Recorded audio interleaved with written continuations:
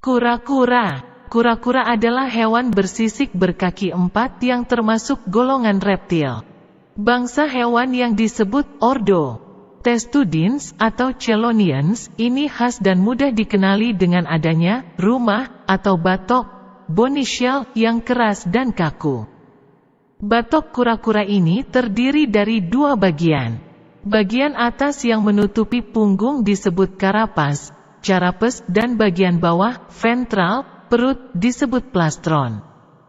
Kemudian setiap bagiannya ini terdiri dari dua lapis.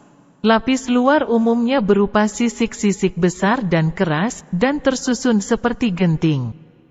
Sementara lapis bagian dalam berupa lempeng-lempeng tulang yang tersusun rapat seperti tempurung. Perkecualian terdapat pada kelompok labi-labi Trionychoidea dan jenis penyu belimbing. Yang lapis luarnya tiada bersisik dan digantikan lapisan kulit di bagian luar tempurung tulangnya. Dalam bahasa Indonesia, kita mengenal 3 kelompok hewan yang termasuk bangsa ini. Ialah penyu bahasa Inggris, sea turtles, labi-labi atau bulus, freshwater turtles, dan kura-kura tortoises. Dalam bahasa Inggris, dibedakan lagi antara kura-kura darat, land tortoises, dan kura-kura air tawar, freshwater tortoises atau terrapins. Evolusi. Bagaimana batok kura-kura itu terbentuk dan berkembang dalam proses evolusinya, belum diperoleh keterangan yang jelas.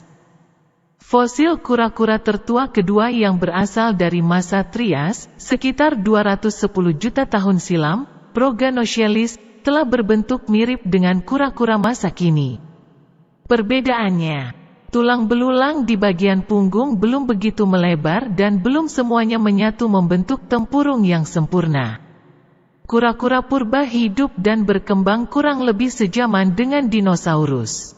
Archelon, misalnya, merupakan kura-kura raksasa yang diameter tubuhnya dapat mencapai lebih dari 4 meter. Fosil kura-kura tertua yang ditemukan saat ini adalah Odontochelys yang hidup sekitar 232 juta tahun silam. Banyak jenis kura-kura yang hidup sekarang mampu menyembunyikan kepala, kaki, dan ekornya ke dalam tempurungnya, sehingga dapat menyelamatkan diri.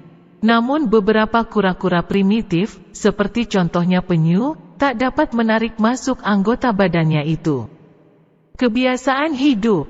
Kura-kura hidup di berbagai tempat, mulai daerah gurun, padang rumput, hutan, rawa, sungai, dan laut. Sebagian jenisnya hidup sepenuhnya akuatik, baik di air tawar maupun di lautan.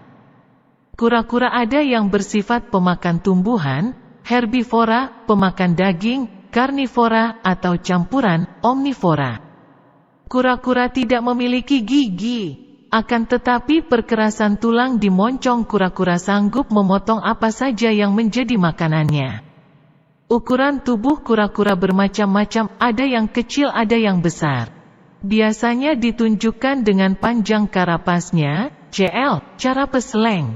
Kura-kura terbesar adalah penyu belimbing, yang karapasnya dapat mencapai panjang 300 cm.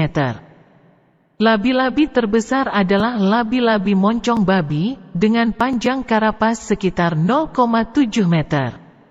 Sementara kura-kura raksasa dari Cape Galapagos dan Cape Seychelles panjangnya dapat melebihi 0,7 meter. Sedangkan yang terkecil adalah kura-kura mini dari Afrika Selatan, yang panjang karapasnya tidak melebihi 8 cm. Kura-kura berbiak dengan bertelur, ovipar. Sejumlah beberapa butir pada kura-kura darat, hingga lebih dari 100 butir telur, pada beberapa jenis penyu, diletakkan setiap kali bertelur, biasanya pada lubang pasir di tepi sungai atau laut. Untuk kemudian ditimbun dan dibiarkan menetas dengan bantuan panas matahari.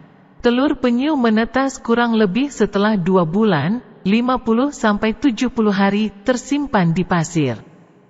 Jenis kelamin anak kura-kura yang bakal lahir salah satunya ditentukan oleh suhu pasir tempat telur-telur itu tersimpan. Pada kebanyakan jenis kura-kura, suhu di atas rata-rata kebiasaan akan menghasilkan hewan betina. Dan sebaliknya, suhu di bawah rata-rata cenderung menghasilkan banyak hewan jantan. Kura-kura termasuk salah satu jenis hewan yang berumur panjang. Reptil ini dapat hidup puluhan tahun, bahkan seekor kura-kura darat dari Cape Seychelles tercatat hidup selama 152 tahun, tahun 1766 sampai tahun 1918. Hubungan kura-kura dan manusia. Kura-kura secara tradisional merupakan hewan yang akrab dengan manusia. Mitologi Hindu menyebutkan bahwa bumi ini disangga oleh 4 ekor kura-kura. Demikian pula, kisah kuno Adiparwa menceritakan bahwa kura-kura raksasa berperan penting menyangga gunung, yang diputar dan digunakan untuk mengaduk lautan, dalam mencari tirta amerta air kehidupan. Labi-labi juga menjadi hewan yang disucikan, sehingga kerap dipelihara di kolam-kolam kuil Hindu atau tempat suci lainnya. Oleh karena itu, lukisan kura-kura kadang-kadang muncul pada relief candi atau makam. Pada sisi yang lain, daging kura-kura dan penyu telah sejak lama dikenal sebagai makanan yang lezat. Beribu-ribu ekor labi-labi, kura-kura, dan penyu, terutama penyu hijau, berakhir hidupnya setiap tahun di dapur restoran. Demikian pula nasib telur-telurnya, banyak yang akhirnya menjadi santapan manusia. Sejenis penyu, yakni penyu sisik, Eretmochelys imbricata, diburu orang untuk diambil sisiknya yang indah sebagai bahan perhiasan. Bersama penyu sisik, beberapa jenis penyu yang lain juga kerap dibunuh dan dikeringkan, diopset, untuk dijadikan hiasan dinding. Di samping itu banyak jenis kura-kura yang ditangkapi untuk diperdagangkan sebagai hewan peliharaan. Baik karena keindahan warnanya, keunikannya, atau ironisnya, kelangkaannya. Beberapa jenisnya dapat mencapai harga yang sangat mahal. Tekanan yang tinggi dan terus-menerus ini telah menurunkan banyak populasi kura-kura ke tingkat yang sangat mengkhawatirkan. Apalagi kebanyakan habitat alaminya di sungai-sungai, rawa dan hutan juga telah turut rusak akibat aktivitas manusia. Di lain sisi, perkembangan populasi kura-kura amat lambat dan kebanyakan malah belum diketahui sifat-sifat dan kebiasaannya.